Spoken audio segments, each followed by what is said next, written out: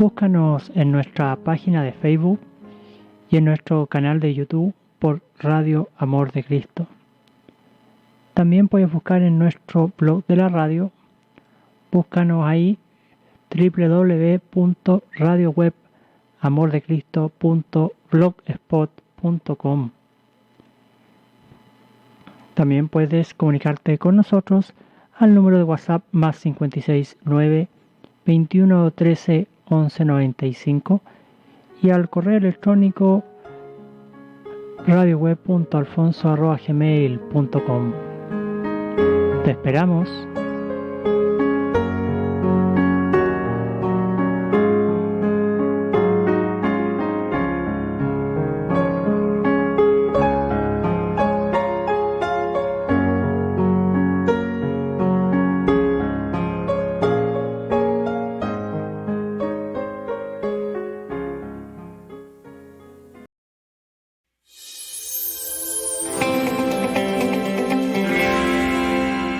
Cristo desafió con éxito la fuerza más poderosa en el mundo, el Imperio Romano. Lo crucificaron, pero no pudieron matarlo. Lo buscaron, pero no pudieron hallarlo.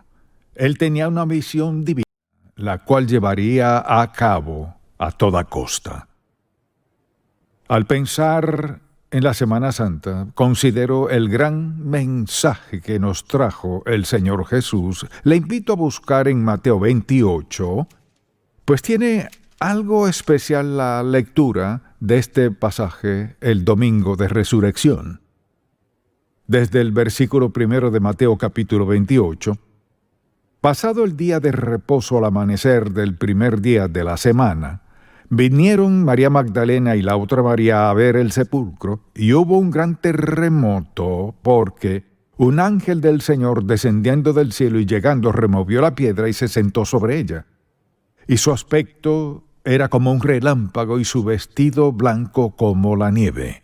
Y de miedo de él los guardas temblaron y se quedaron como muertos.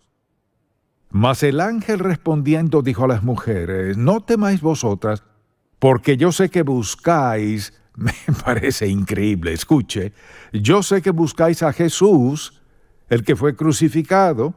Esta es la noticia, no está aquí, pues ha resucitado como dijo. Venid, ved el lugar donde fue puesto el Señor. Amén. Démosle un fuerte aplauso. La pregunta es, ¿cuál era la misión de Cristo? ¿Por qué vino? Vino a dar a conocer al Padre. En aquel entonces comprendían cómo era Dios hasta cierto punto. Vino a dar a conocer al Padre, si recordamos lo que dijo en Juan capítulo 8, cuando les dijo a quienes lo escuchaban, por ejemplo, les dijo: si me conocieseis, también a mi Padre conoceríais. Yo y el Padre uno somos. Tuvieron un destello de Dios Padre como nunca habían tenido, ni visto, ni entendido, cuando vieron a Jesucristo. Él dijo: yo y el Padre uno somos. Luego dijo: creedme que yo soy en el Padre y el Padre en mí, de otra manera creedme por las mismas obras. Cristo vino a darnos un destello del Padre a quien no conocíamos, y al leer el Antiguo Testamento podemos vislumbrar al Padre no como lo que vemos y entendemos con la venida de Cristo. Esa es una de las principales razones de su venida, dar a conocer al Padre. Segundo, vino a redimir a la humanidad caída, que por lo general en eso pensamos. O sea, vino a ser nuestro Salvador. Vino a resolver nuestro problema del pecado. Vino a morir en la cruz para que no tuviéramos que morir en nuestros pecados. Recuerde lo que le dijo a Zaqueo, quien se subió a un árbol y bajó a conocer a Cristo. Le dijo: el Hijo del Hombre vino a buscar y a salvar lo que se había perdido. Eso significa cada uno de nosotros. Así que Cristo vino a dar a conocer al Padre, vino a redimir a la humanidad y vino a revivir la esperanza vacilante de quienes esperaban al Mesías. Habían transcurrido miles de años, y recordará en Isaías capítulo 9 la promesa de la venida del Mesías. Cristo vino a cumplir esa gran promesa. Si recuerda, cuando Juan el Bautista entró en escena, presentó a Jesús y En medio de ese proceso, Andrés estaba en la multitud y al reconocer que allí estaba Cristo el Mesías, a quien encontró a Pedro y le dijo: Pedro, hemos visto al Mesías. Entonces Cristo vino a dar a conocer al Padre, vino a redimir a la humanidad y vino a revivir la esperanza vacilante de que con el tiempo vendría el Mesías. Habían esperado al Mesías por cientos y cientos de años. Imagínese lo que debió haber sentido Pedro cuando Andrés le dijo: Pedro, encontramos al Mesías. Luego, pensemos en esto, pensemos en los evangelios y en cuántas veces lo hemos leído. ¿Qué estaba haciendo Cristo? Nos revelaba ciertas cosas que quería que tuviéramos muy en cuenta, pues Él quería ser parte de nuestra vida. Quería que comenzáramos a pensar como Él, a vivir como Él vivió. Además, nos presentó el poder del Espíritu Santo. Si pensamos en el Antiguo Testamento, hay varias referencias al Espíritu Santo, pero Cristo vino a dar a conocer al Espíritu Santo de una manera muy distinta. En los capítulos 14, 15 y 16 de Juan, fíjese lo que dice allí, por ejemplo, el Señor Jesús les dijo: y yo rogaré al Padre, y os dará otro Consolador, para que esté con vosotros para siempre. El Espíritu de verdad, el Espíritu Santo, al cual el mundo no puede recibir porque no le ve ni le conoce. Pero vosotros le conocéis, porque mora con vosotros y estará en vosotros. Así pues, en los capítulos 14 al 16, Jesucristo habló mucho de quién era y por qué había venido, y de la obra en sí del Espíritu Santo. O sea, si lo piensa, todo creyente ha sido sellado por el Espíritu Santo de la promesa. O sea, la diferencia entre los creyentes y quienes no son salvos es ese sello, y ese sello no puede romperse. Somos hijos de Dios, tenemos al Espíritu Santo en nosotros, y uno de los propósitos de que Cristo viniera y pasara tiempo con los discípulos fue dejar claro que al partir, en realidad seguiría allí con ellos en la persona del Espíritu Santo. Pienso en cuántas personas van a la iglesia, dan su vida a Cristo, se bautizan y siguen yendo a la iglesia, no esta, sino muchas otras, y nadie les dice: dentro de ti vive el Hijo de Dios mediante la persona del Espíritu Santo. Él ha venido a morar en ti para hacer ¿qué? El Espíritu Santo viene a morar en nosotros para facultarnos para hacer lo que no podríamos hacer solos. Nadie puede vivir la vida cristiana en su propia fuerza, energía, conocimiento y entendimiento. Tenemos la presencia del Espíritu Santo, quien vino a morar en nosotros, enseñarnos, guiarnos, consolarnos, asegurarnos entre sus otros propósitos. Pero hizo algo más. Vino a enseñarnos a amarnos y a perdonarnos unos a otros. Este es un tema que quizás mucha gente pase toda la vida sin nunca aprender la lección. ¿Cómo perdonar a quienes le han hecho daño? ¿Cómo decir, te perdono? ¿Cómo decir, ya no guardo rencor en tu contra? Jesucristo fue el ejemplo perfecto de perdón, y si lo pensamos, lo crucificaron y Él los perdonó. ¿Les es difícil a usted perdonarle a otro por sus acciones?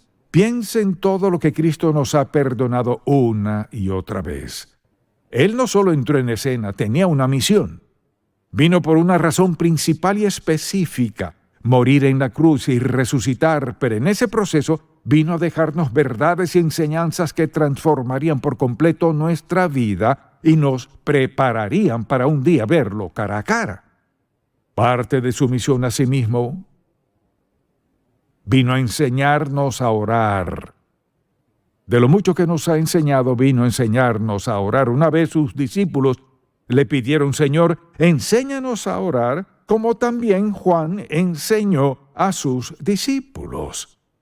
Cuando pienso en este versículo, pienso en todos los versículos que deberían ser nuestra inspiración. Está Marcos 1, versículo 35, que dice: levantándose muy de mañana, siendo aún muy oscuro, salió y se fue a un lugar desierto y allí oraba. Pensemos en esto. Consideremos la vida del Señor Jesús. Escogió enseñanzas muy específicas con las que quería instruirnos para que supiéramos que eran verdades absolutas que, al ponerlas en práctica, transformarían nuestra vida. Así pues, Cristo nos dio el ejemplo perfecto de cómo orar. Se levantaba muy temprano, aun siendo oscuro, y se iba a un lugar aislado a orar, y me imagino, de hecho, estoy seguro de que no era: Señor, bendíceme hoy. Y me pregunto cuántos cristianos, cuántos en el pueblo de Dios hacen una breve oración en la mañana antes de entrar a la autopista y le piden a Dios protección y un buen día, etc. Fíjese bien. Jesucristo se despertaba mucho antes del amanecer. ¿Tiene usted por costumbre orar?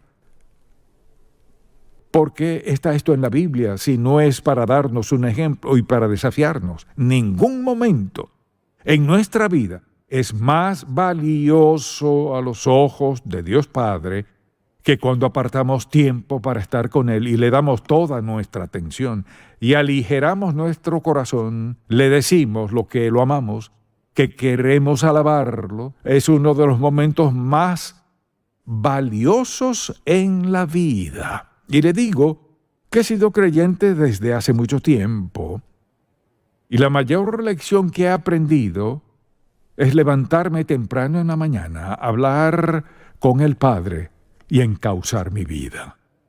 Muchas veces he tenido que pensar: Señor, esta mañana casi lo pierdo de vista, mira lo que está pasando.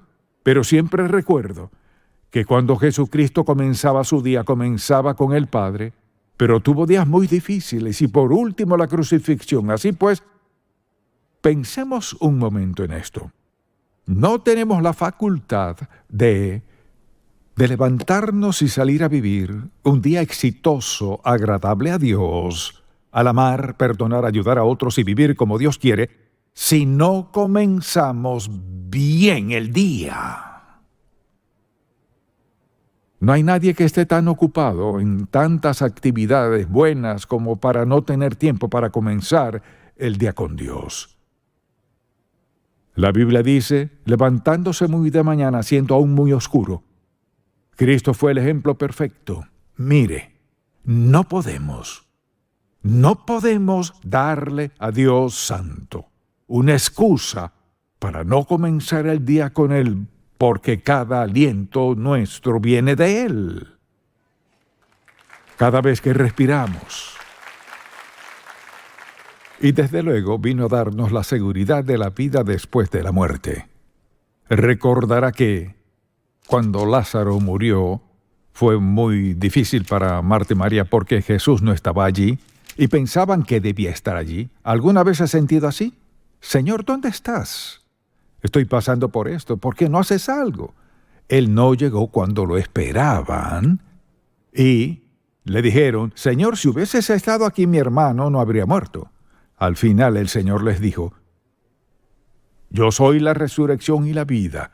El que cree en mí, aunque esté muerto, vivirá. Piensa en eso. Tiene la promesa de vivir aún después de morir. Todos hemos tenido seres queridos y amistades que han partido, y dice la Biblia que vivimos aún después de morir. La razón por la cual podemos saberlo es porque Él dio vida eterna en la cruz. Jesucristo vino con una misión específica en mente. Entonces, al considerar nuestra vida diaria y al pensar en la misión que Él tenía en mente, todo esto debería ser parte de nuestra vida, de nuestra mente. Así pues, nos dio seguridad de la vida después de la muerte. También vino a asegurarnos del cielo como nuestro hogar. No perdió de vista nada, y hay un pasaje muy conocido en Juan, capítulo 14. En los capítulos 13 al 16 les instruye con las lecciones más entrañables que había enseñado, y les dijo: no se turbe vuestro corazón. Creéis en Dios, creed también en mí. En la casa de mi Padre muchas moradas hay. Si así no fuera, yo os lo hubiera dicho. Voy pues a hacer ¿qué? A preparar lugar para vosotros. Vino con una misión. Tenía 3 años. 3 años para entrenar a 12 hombres. 3 años para impactar al mundo entero. Ha resucitado. Cristo ha resucitado. Y en el proceso de su resurrección cumplió su misión. Piensa en esto. Han pasado 2000 años. ¿Y qué pasó? No diría que Cristo fue un éxito en esta misión. Usted es salvo. Esa es una de las evidencias de su éxito. Y no es salvo por solo hablar con Cristo, es salvo porque miles y miles de personas, desde que Cristo vino, han hablado a otros de Jesucristo hasta que por fin llegaron a usted y a mí, y ahora somos salvos. ¿Qué queremos hacer? Queremos hacer lo que dijo. Debemos ir, debemos hacer lo que nos dijo que hiciéramos, ir y compartir la verdad del Evangelio. Les dio la certeza de la vida después de la muerte, el cielo como hogar. Luego recuerde también lo que les dijo. Dijo en el capítulo 24 de Mateo, veamos un momento, Mateo 24, llegaba al final de los tiempos y hablaba del futuro. En el capítulo 24, versículo 42 dice, velad pues porque no sabéis a qué hora ha de venir vuestro Señor. Pero sabed esto, que si el padre de familia supiese a qué hora el ladrón habría de venir, velaría y no dejaría minar su casa. Por tanto, también vosotros, mucha atención, estad preparados, porque el Hijo del Hombre vendrá a la hora que no pensáis. A menudo pienso en eso, me pregunto, Señor, creo que vienes hoy tan ocupado. ¿Acaso estoy esperándote hoy? Mire, parte de su misión era prepararnos para morir. Parte de su misión era prepararnos para su venida. Y dice, vendrá la hora que no pensáis, ya sea en singular en su vida o la mía o la del mundo entero. Cristo tenía una misión y no pudieron detenerlo. No fue una misión larga. No fue como los profetas del Antiguo Testamento que vivían y vivían y vivían. En 3 años llevó a cabo su misión. Fue profeta, evangelista, el Hijo de Dios, el Rey de Reyes y el Señor de Señores. ¿Acaso no diría que logró su misión? Amén.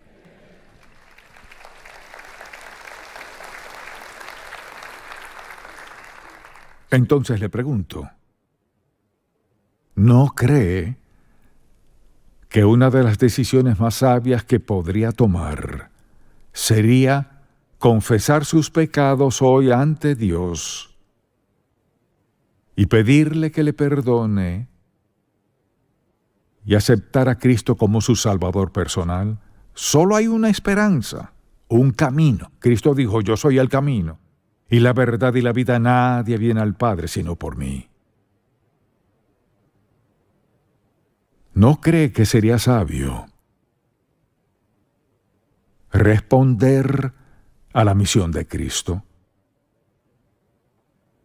La de cambiar su vida, salvarle y todo lo demás que ha hecho. ¿No cree que sería sabio resolver dónde pasará la eternidad? La Biblia dice que todos moriremos y nos presentaremos ante Él. Deseo invitarle, rogarle, exhortarle, moverle de ser posible a pensar en esto. Si no ha aceptado a Cristo como su Salvador, porque rechazar eso es condenarse a sí mismo.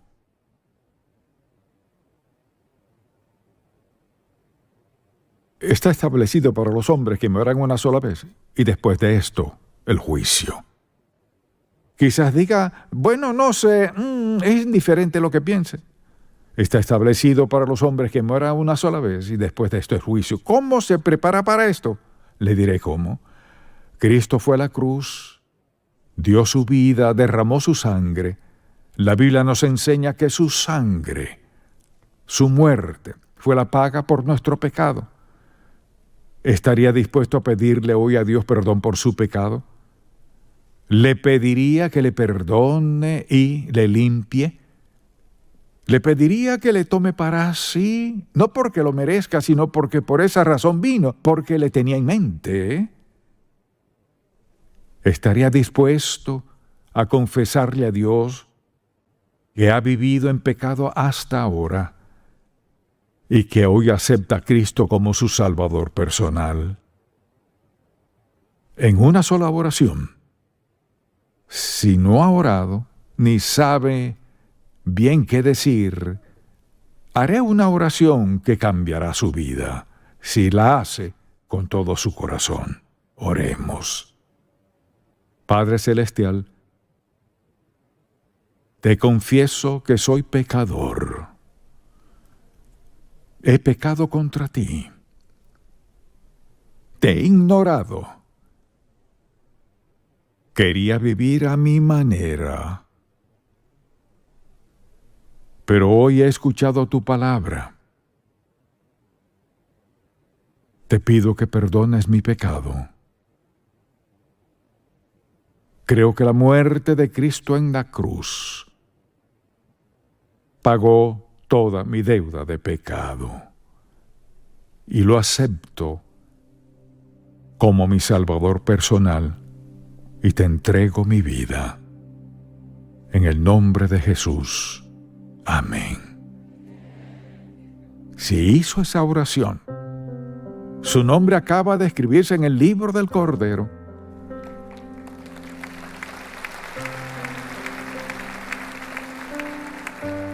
Y ningún nombre nunca se ha borrado. Es hijo de Dios. Y espero que comience a leer la Biblia y a pedirle a Dios que le ayude a entender más y más de lo que significa caminar con Jesucristo.